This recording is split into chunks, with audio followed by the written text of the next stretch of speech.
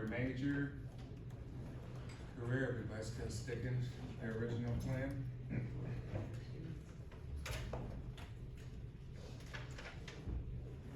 Who here feels that they're gonna go into a career that doesn't make that much money, but they're okay with that? Which field is that? Social work. Social work. But it's gonna bring you sort of personal satisfaction to help others. That's good. Who here feels that they potentially could go into a career where they could make a ton of money? Anyone?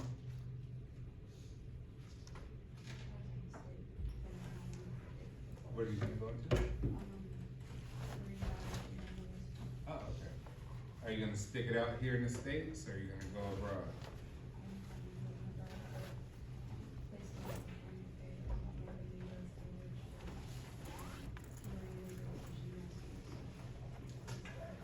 Yeah, absolutely. I mean, California is like the epicenter for marine biology in the country. Pretty much the whole West Coast, all the way up to like Washington, Oregon. So yeah, you make a ton of money, but then, you know, California's pretty expensive too. Yeah, and Yeah. the starting, like, the average pay for marine biology is $40,000, Mhm. but like in California, you can get to like $60,000. Yeah, $60,000-$70,000 a year, which is good, but you know, always adjust for cost of living. Yeah, I got friends out in Silicon Valley. They work for Google, they work for Facebook, and they work for Apple. Right, so some of them work in Cupertino, Mountain View, other places, and they live in people's garages, and they make $90,000 a year. Right? So that expensive to live out near San Francisco, which is one of the most expensive places in the country for living costs. All right, that's good, right? Try to find a balance. Do something you're gonna be happy doing for a long time, but also that you could just be able to afford to do the basic things that are sustain your life. All right, we're gonna get into personality, which is one of the more interesting parts of the coursework here. What is you guys' definition of personality? How would you describe personality, since it's such an intimate thing, describing yourself? When you see another person, you think, oh, this person has a particular personality. What are you thinking? What are some of your thoughts to define that? Yes? The way they come off to other people. Attitudes. Yeah, okay, so we'd say the way they come off, right? And coming off could be very broad, right? We could say they come off as an energy, you feel, it's the way they talk, it's the mannerism in which they talk, it's the words they actually say, body gestures, eye movement, you know, disposition, all those things. Anyone else? Now, who here could describe their own personality in, say, 3 words? Give me 3 words about you guys' personality. Somebody. Let's say you go out on a date, right? And someone's like, well, you know, what would your ideal mate would have, right? So we could say mate. Give me 3 traits of an idealistic mate. What would you look for in a person?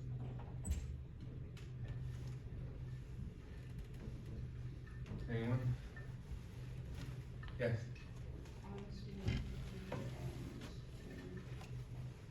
Honesty, right? You want someone to be honest so that you don't feel deceived. You can build trust, right? It's required to build anything, right? Definitely required to build a business, a marriage.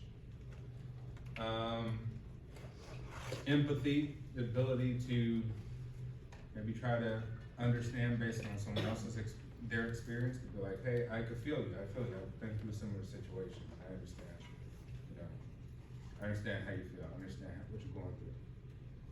And humor, which is important, right? Extremely important. Right? Humor is attractive, right? People who tell jokes and may disregard how maybe physically, you know, normal, your normal type, you're like, oh, it doesn't matter, a person's funny, they're super hot, they're super attractive. Because they're comedic, they're funny, right? It's very, very big. To make someone laugh is like extremely, extremely important, right? Because it's like this unique thing about us, right? This whole system of comedy that we love. And so think of personality. Personality is you. What made you you, right? What really made you to behave the way you behave? Why you want to do what you want to do, right? Why you want to be a marine biologist? Why you want to go into social work? Like, what makes you that person to try to go towards this path, right? All these different paths in life you can take, a particular one. You surround yourself with particular people, particular friends, right? You grew up in a particular family who taught you particular things, right? Don't do what these people do what we do, right? So we'll discuss all that, and to most importantly, like, getting to the root of kind of changing things we don't like about ourselves and embracing the things that are very positive and good about ourselves so that we are more aware about what's going on. So we'll learn, right, here they give a simple definition, which is pattern of thinking, feeling, and acting, right? We could say maybe an enduring quality. We could say like, it's lasted a long time. It's just not something that you acted this way in January and you stop acting like that in February. Like, no, you've been acting like this for a long time. That's kind of who you are. All right, and in classical perspectives, obviously we get to Freud, right? We always come back to Freud. Freud is always like, hey, what happened to you is your childhood. Tell me about your childhood, and I'll tell you what kind of person you are. And I'll probably tell you what kind of person you're gonna end up being, right? And some neo-Freudian and later psychodynamic. Maybe I'll touch a little bit on Carl Jung. We always come back to Jung. Remember, that's Freud's buddy, right? They came up with all these big theories that everyone talks about, but Jung kind of they broke up and he went and expanded on a lot of the different psychoanalytic theories that Freud had. And we'll talk a little bit about humanistic theories with Abraham Maslow. Remember we said Maslow's that pyramid hierarchy of needs, Carl Rogers, and some modern perspectives, trait and social contract. Okay, your personality, who you are, right? Remember we said we operate on a lot of autonomic functions. We're not thinking about breathing. You're taking in air in your lungs, putting out carbon dioxide, not thinking about that, right? You're not thinking about many things you do. You're not thinking about your heart beating and making it beat every 2 seconds, right? So here we have our id, right? Our id is our unconscious energy, the automatic stuff. So when you were born, right? When you came out the womb, what was automatic about you? Name some things that was automatic that you see in babies. Crying, right? Crying is a signal. Something's wrong, right? Particularly I'm hungry, right? I need mommy to nurse me. These things, which means like, hey, that's automatic, right? Maybe this baby doesn't have this conscious mind about what's going on. It's just an automatic thing that nature has put in us. So we have this automatic energy, which is our id, right? Freud's going to describe it as our libido, right? These automatic things about us. And so most of this, if you look at this, so we have here a iceberg, right? You say, wow, that's a lot. That's a lot of automatic stuff. Stuff I may not actually be in control of. Stuff that's happening to me that me who thinks I'm so in control of what I do with my life and who I'm gonna be, you're like, well, man, this is a lot. This looks like 80% of stuff that makes me is maybe automatic, right? And then we got our ego up top. So the ego is mostly conscious and makes peace between what we'll talk about, the superego, right? And superego is right here in between. So think of this, the ego, right? You have the automatic stuff that says, hey, I have an urge to eat. I have an urge to sleep. I have an urge want to get something to drink, get some water, right? People back now have an urge for sex. I have an urge, a craving for drugs. I have an urge to simply feel good, right? All this stuff is about feeling good. Moving away from the discomfort of reality towards the comfort of things, right? But things that actually sustain us, our life force. So Freud essentially calls it life force, which is libido, right? So libido is like your life force, which is particularly like you are sustaining your life with these things, right?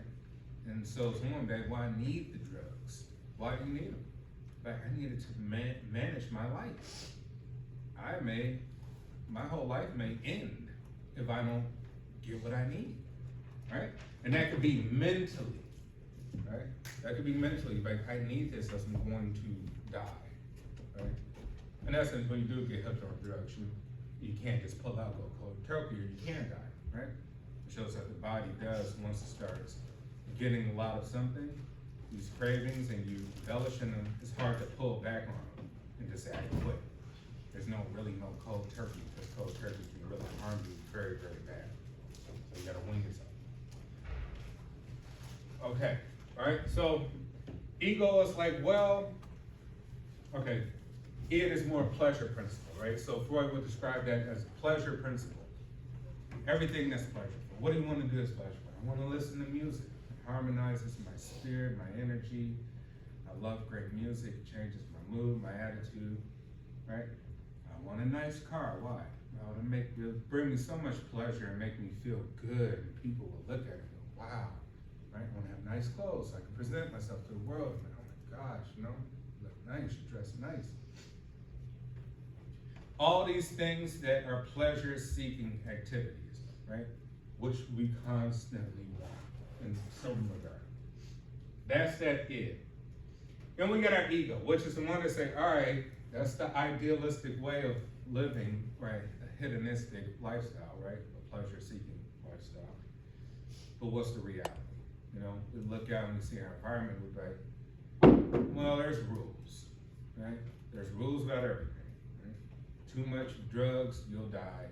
Too much drugs, in some sort of facility, maybe homeless, destroy your family, blah, blah, blah. Right? Too much sex, you're like, well, now you got STD, STI, you got 1,000 kids, life is done. So we see that there are rules. There are things in reality that can happen. There are consequences to our actions, right?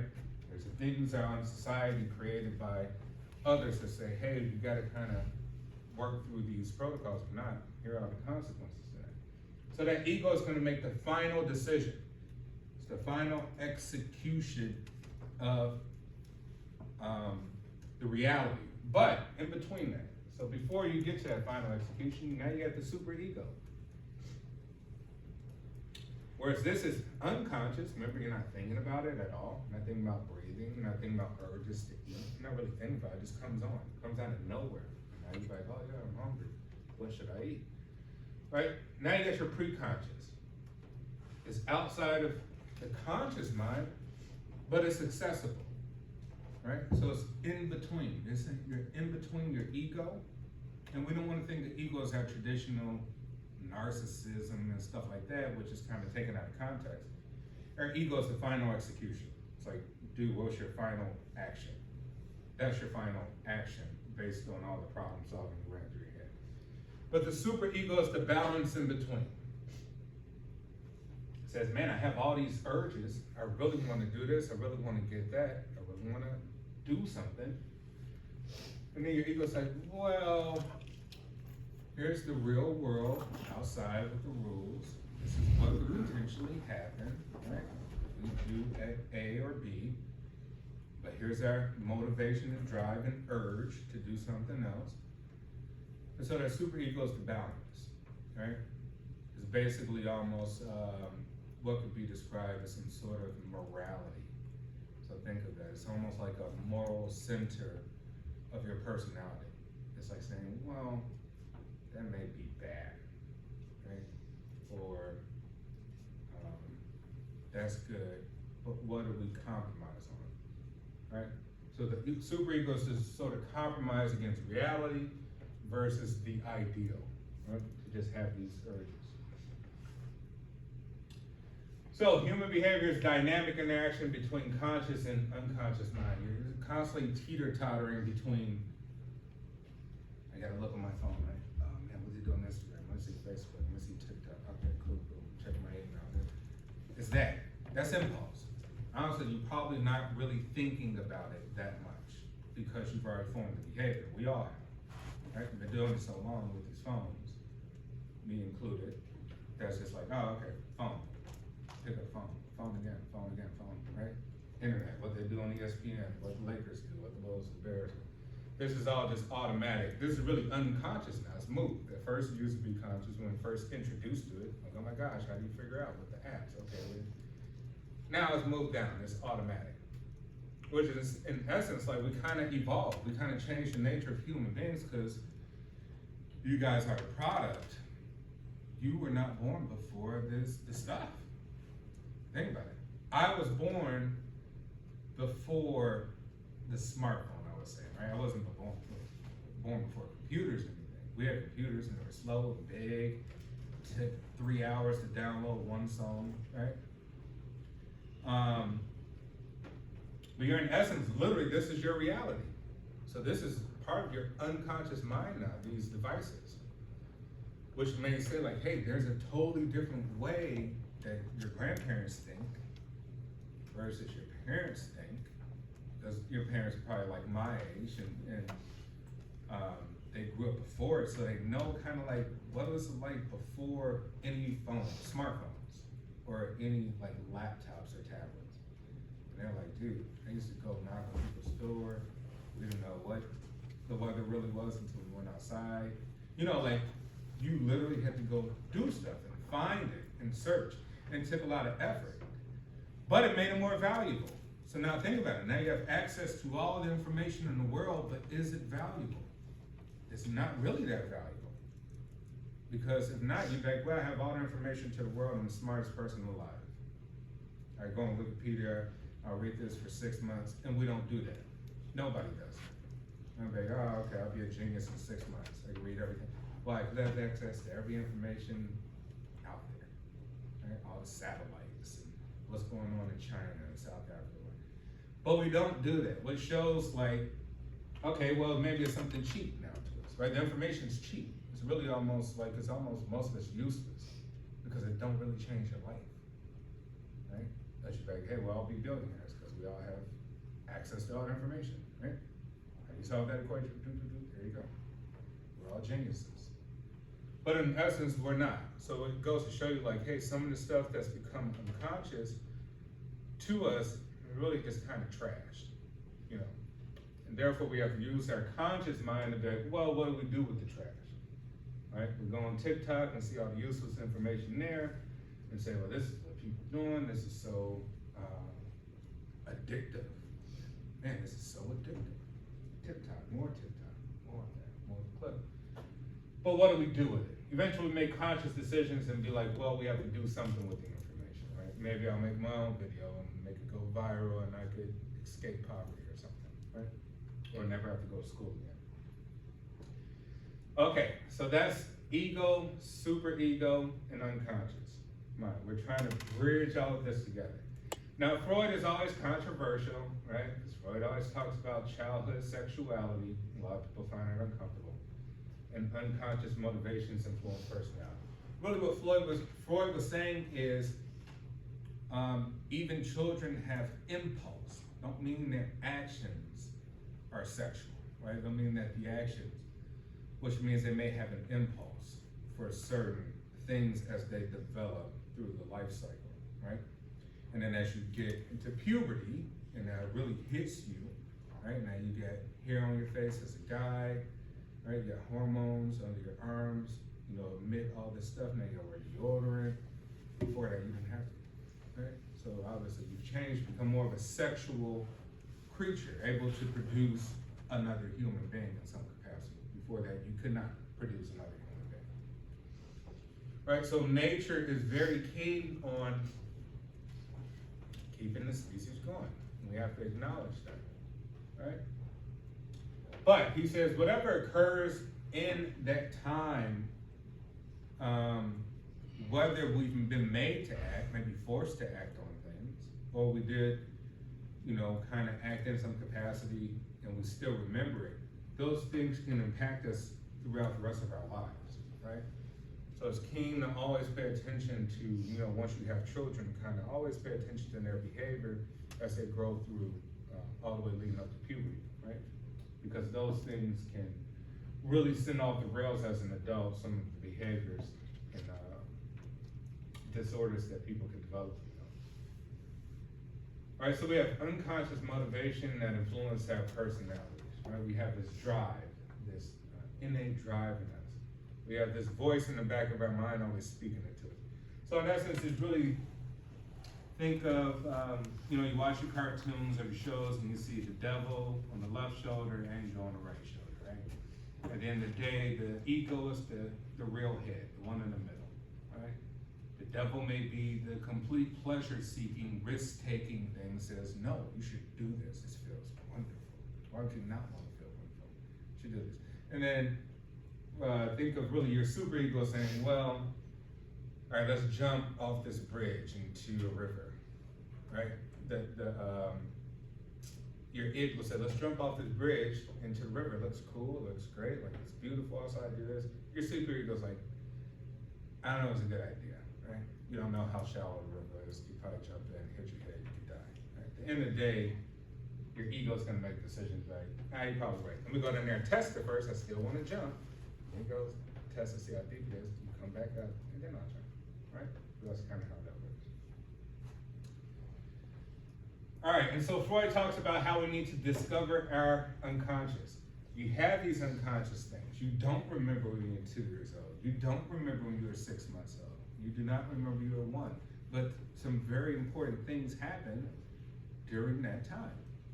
And so those things still exist as part of you, part of your behavior that you may not be aware of, right?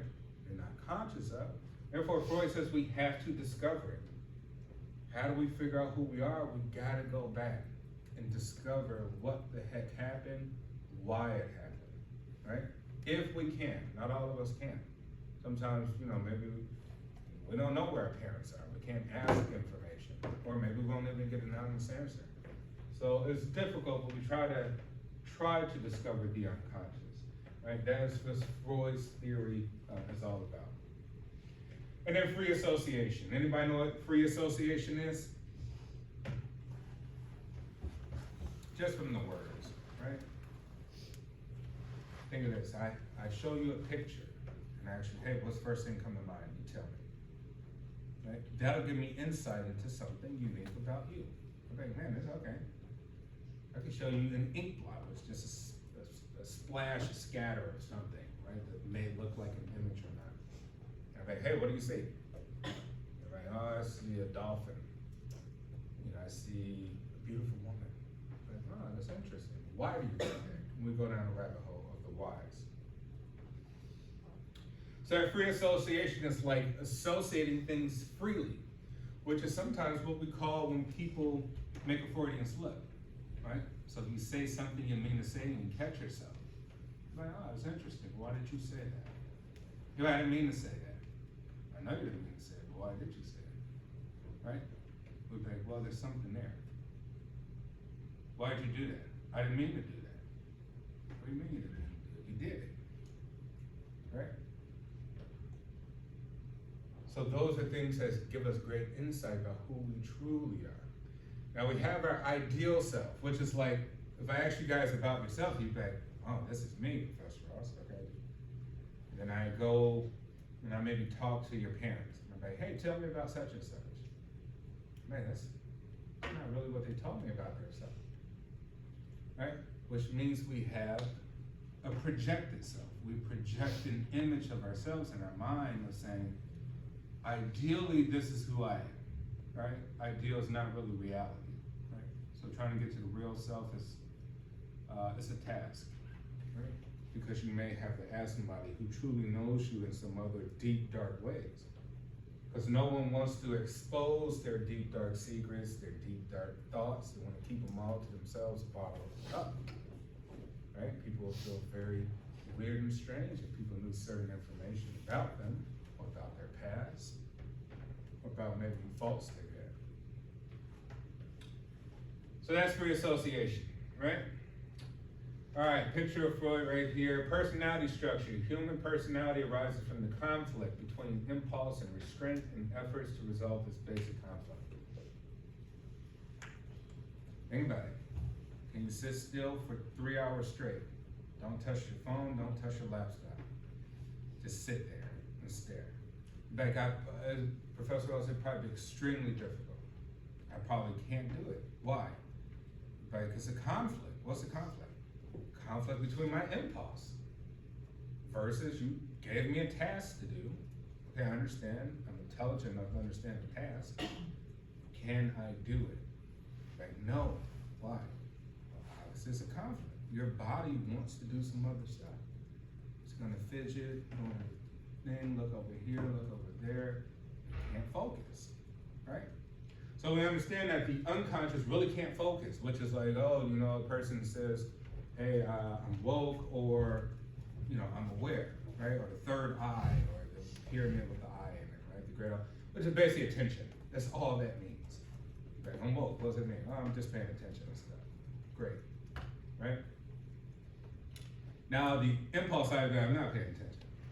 You know what I mean? I just want to do what I want to do. I just gotta move. I gotta grab the phone. I gotta look. I gotta look again. Let me see what happened. These are just basic human behaviors, right? After so long. And so, yeah, we got this conflict between all three systems, right? We got the impulse of the id. We got that moral principle, right? It's like, which is bad, which is good. And then the final one says, what do we actually do with all this information? All right, so back here to personality development. Children pass through a series of psychosexual stages. Remember I talked about oral phase, anal phase, phallic, latent, right? Latent is towards the end, is pretty much your adult life. So Freud says essentially whatever happened through these stages, you may have issues relating, right? So basically, he was saying if you had issues during your oral phase, oral is basically, as a child is born, it needs to suckle, it needs to breastfeed, it cries, everything is projected in the mouth. He says if you have issues in that phase, you might develop like obesity, right?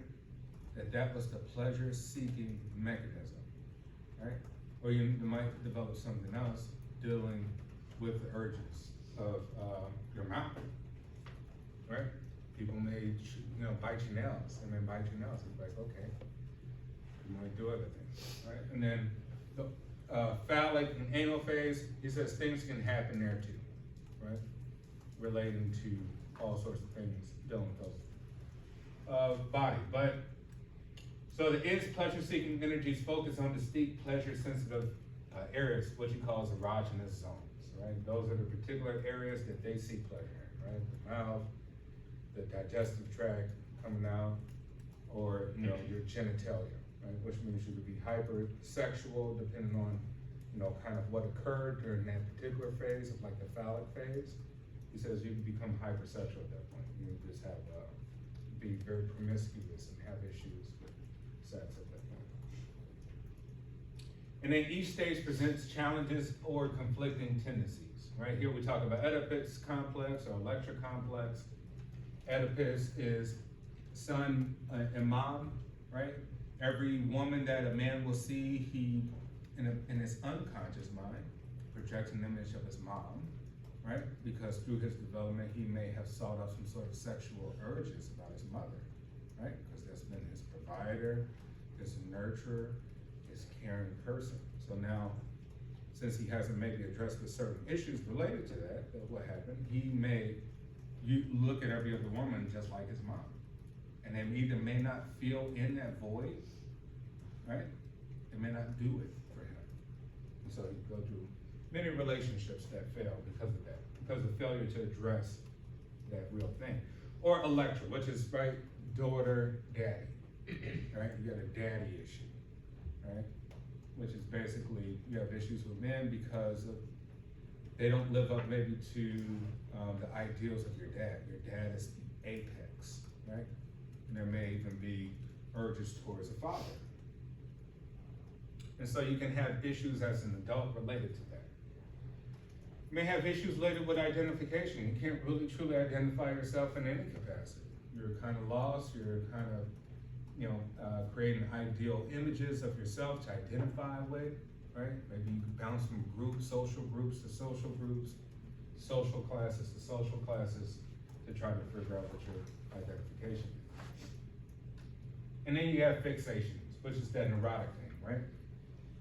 Which is basically just like that particular thing can escape your mind. You can do all the stuff today, but that particular thing just will not leave your mind. You become neurotic about something, and it persists for a very long time. So that's fixation. All right, stages, right? Oral, 0 to a year and a half. Pleasure centers on the mouth, sucking, biting, chewing, right? You may grow up as a dog, and I gotta chew gum, I gotta bite something, I gotta do something. That could potentially have happened because of focus on this stage. Anal phase, 1.5 years to 36 months, right? Pleasure focus on bowel and bladder elimination, coping with demands for control, which he kind of related to criminality. They're basically saying if you weren't, your parents weren't persistent about you potty training, you're just like, she'll figure it out, she'll figure it out. That could lead to you abusing authority. You essentially just saying like, I'm gonna do it when I feel like it, right? Not listening to nobody, don't listen to nobody. Which could develop into other issues. Bowel, really good development of bowel issues, or you have to go bladder issues later on in life, or things of that nature. Phallic, right? So we're talking 3 years to 6 years old. Pleasure zone is the genitals, coping with incestuous sexual feeling, right? So if anything has occurred during this phase out of a disorder, then you could become very promiscuous or engage in a lot of, sexual things, pornography, masturbation, maybe deviant sexual behavior, maybe just doing crazy things, bestiality, who knows, right? I'm being extreme here, but just to get the point. But the pleasure zone is basically your genitals, and this is how you cope with some sort of sexual urges that may be incestuous, than with somebody relative to who was around you during this time in your family. All right, latency, right? 6 years old to finally when puberty hits, which is a phase of dormant sexual feelings, which is in essence, first grade. So from first grade to, say, coming into high school, there may not be a lot of sex talk amongst the kids, right? May not be a lot of sex talk. It's like, no, we just want to have fun. We want to go play the monkey bars. We want to play basketball. We want to fight. Yeah, I got a girlfriend and boyfriend, but I don't really want to kiss them like that. Oh, that's yucky, right? All these different things. So it may not be a lot of persistent sexual thoughts or impulses or desires at that stage, right? And now you hit high school, and now everybody looks weird, right? Everybody got pimples and starting to get hair on their face, right? And people, girls start to get breasts and curves, and guys start to get muscles and all these different things. Now people are starting to pay attention and be like, oh, that's interesting, that's attractive, or may have some sort of sexual urges coming from that. All right, defense mechanisms. The ego's protective methods of reducing anxiety by unconsciously distorting reality. Right? Remember we said if we expose the shadow of yourself, somebody expose it, you're gonna defend it. Like, no, I didn't do that. That's not me. I would never do that. They're lying, right?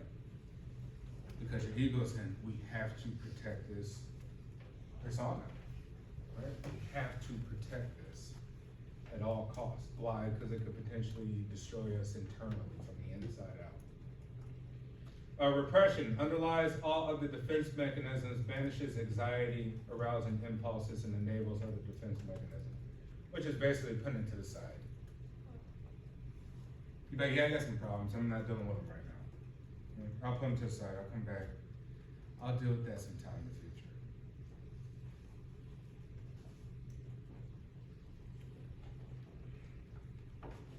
Any questions so far? Any comments, questions, insight into this stuff? See, this is what makes life so interesting, right? Develop your own theories about what's going on with us, right? Develop your own theories of why you do what you do. Try to understand it a little bit more. Because in essence, you're like, hey, I want to study every other field out there, which is great. Unfortunately, this field deals with your entire universe. The universe don't exist without your conscious brain. Nothing exists, right? So this is, to me, why I went into psychology. You want to ask me why? Like, well, I studied business. I have an MBA. I went to law school for a little bit. Degree in marketing management. Did all this business stuff. Yada yada yada. But this, to me, is the biggest one, right? We're asking some serious questions. But hey, here's a question for you guys. Is conscious a physical thing? Like, you're aware, you're looking out your eyes and making sense of me and laptops and what's going on. Is that a physical property? What is that? What's consciousness?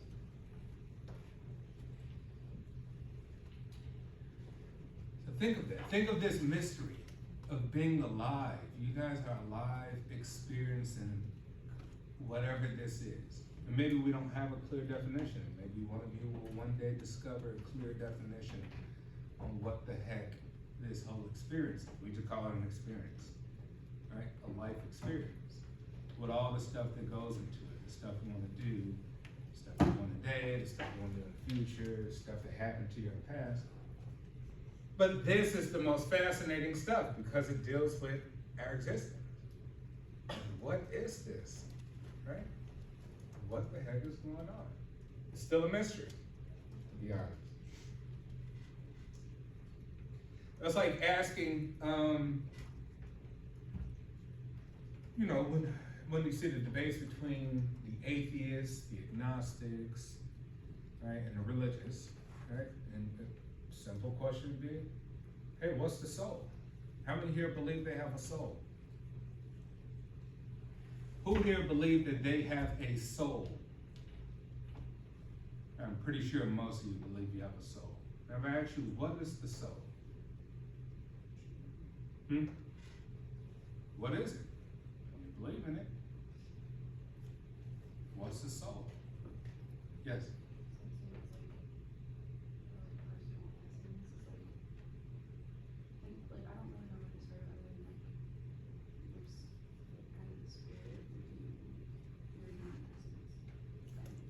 Yeah, I mean, think about it. The real, maybe because we're speaking from trying to understand from logic, rational, scientific point of views, we're like, I don't know. The truth is, we don't know. We base it energy or our life force, the thing keeping us alive, our essence of who we are, right? Our guide, the thing between the dimension of this real world and maybe heaven or wherever, other dimension, is something. But we all acknowledge that it pretty much exists, right? Which is in Latin called animus, right? Which is, Aristotle wrote a book called De Anima, which is basically saying animation. Like your soul is your animation, right? If you die, you never move, you're just looking at a corpse. But your soul is like this moving, smiling, moving thing, right? Things that gives you an actual life. Soul is basically the giver of life. But it's still kind of not understood from any rational point, a logical point of view, I would say, right? We gotta understand it from a spiritual point of view, right? And repression is often incomplete, such that repressed urges may appear as symbols in dreams or slips of the tongue. Which is like, hey, you repress it for too long, it's gonna manifest itself out some other way, right? Which means you may need to manage it. Some people go around and talk to themselves. Man, that person's weird, they talk to themselves. Right, that might be their management. They manage their thoughts by talking to themselves. Some people may have to curse every once in a while, right? Why? They're like, man, I'm kind of managing these repressed emotions I get, these urges, right? These urges not be so cookie cutter all the time, right? Or it may manifest itself in other ways, maybe in things you say that slip out. All right, so here we're giving unconscious process employed to avoid anger, avoid anxiety, arousing thoughts and feelings, right? So here's our defense mechanism, right? We got regression, retreating to an earlier psychosexual stage where some psychic energy remains fixated. Example, a little boy reverts to the oral comfort of thumb sucking in the car on the way to his first day of school, right? So thumb sucking comforts him. Something happened in the oral phase. So now he has to continuously be comforted orally, not no other way, but just orally. Right? Reaction formation, which is switching unacceptable impulses into their opposites. Here's an example. Repressing angry feelings, a person displays exaggerated friendliness. Someone's overly friendly. What's up with that, right? They're too friendly. Why this person is too friendly? They could genuinely be just really, really friendly, or they could be repressing some very, very bad thoughts. So now they're trying to manage. They're managing by being overly exaggeration of friendliness. Because maybe they're not displaying the real self. Still like this hyper ideal self. Projection, disguising one's own threatening impulses by attributing them to others, right? Example, the thief thinks everyone else is a thief. Right? Person steals because they think that everyone else steals in some way. So it justifies their behavior. Like, no, you're just unique. You're a thief. You steal. Like, no, we all steal in some way. Government, right? Somebody cheat on their taxes. This is the mind frame that you can have to sort of reinforce your behavior and project it on others without being like, oh, let me just focus on me and understand why I steal. Rationalization, offering self-justifying explanations in place of the real, more threatening unconscious reasons for one's actions, right? A habitual drinker says she drinks with her friends just to be sociable. Which means that, hey, you may have a problem drinking. But you're gonna rationalize it. Like, no, I just do it when I'm out with friends. Like, hey, you're out with your friends 5 days a week drinking? Or just me, like, I just talk to my friends, so now I drink. It makes it different. Displacement, shifting sexual or aggressive impulses towards a more acceptable or less threatening object or person. Right? Example, a little girl kicks the family dog after her mother puts her in a timeout. It's kind of like, hey, I'm so frustrated. What am I gonna do with this energy? I gotta do something with it. I gotta punch somebody. I gotta punch something. I gotta curse something out. I gotta hurt somebody. Let me call somebody and say some bad stuff. Let me slander somebody. Let me talk crap about somebody. Let me do this. Why? Because you're trying to transfer your negative energy and get it out of your body or your existence into other people's. Right? You're displacing it. And denial, refusing to believe or even perceive painful realities, right? Example, a partner denies evidence of his loved one's affair, right? Saw you cheating 1,000 times, but I'm not gonna accept it. Why? Because it will shake up my reality. You're like, oh, okay, you like living in fantasy world. So essentially you like living in a movie. You forgot the movie has a director, a lighting guy, a script writer right there, but you believing in an entire movie of life. Like, no, there's a reality outside of that. You know, come back out to reality with the rest of us. So those are some of the examples of unconscious motives and how they're processed. Until what? And we always say as human beings trying to move towards comfort always, right? We want the right body temperature, like this temperature in this room. We don't want the one outside. We have to put on the coat, but we want to get out of it quickly, right? We want to don't feel the urge to be hungry, thirsty. We want to get rid of these anxieties. We don't want to sit here, Professor Ross, for 50 minutes and not fidget, and not look at something else, and not think. That's to reduce the anxiety, right? You know, I just don't want to sit here and just sitting like a statue. I need to move around. I need to, you know, do some stuff. What time is it? 47. All right, let's finish up here. Neo-Freudians, right? So new Freudians, adapted from Freudian concepts, personality structure, importance of unconscious, yada, yada, yada, rejected or contested concepts. So some of them doubt the sex and aggression theory, right? Because basically some people surmise Freud into sex and aggression, which means like we're all competing. The aggression part is competition. We are all in competition with one another in some regard. We're all trying to be better than one another. You know, we're all essentially like on teams trying to compete to get the victory. We're all trying to be victorious in this life, right? In some way. But the other part deals with the sex part because we can't get rid of that, unfortunately, because nature says in order to make more people, you gotta have sex, right? Unless you modern technology is a vitro or something. But nature's like, yeah, I don't care if you think that's cool, but make sure you create more of us, else there won't be no more of us in the future. Right? I'll end off there. And I'm still working, finishing your groups, so I'm almost done. I think maybe by the end of today, I should have everyone assign a group. And I'll put on Blackboard about what you're exactly gonna be doing for your last presentations. Our exam is on Friday, so I'm gonna cover the overview Wednesday, but I'm just sending sort of, you know, like I typically send an overview. And that'll be exam 3, and then that'll be it coming up.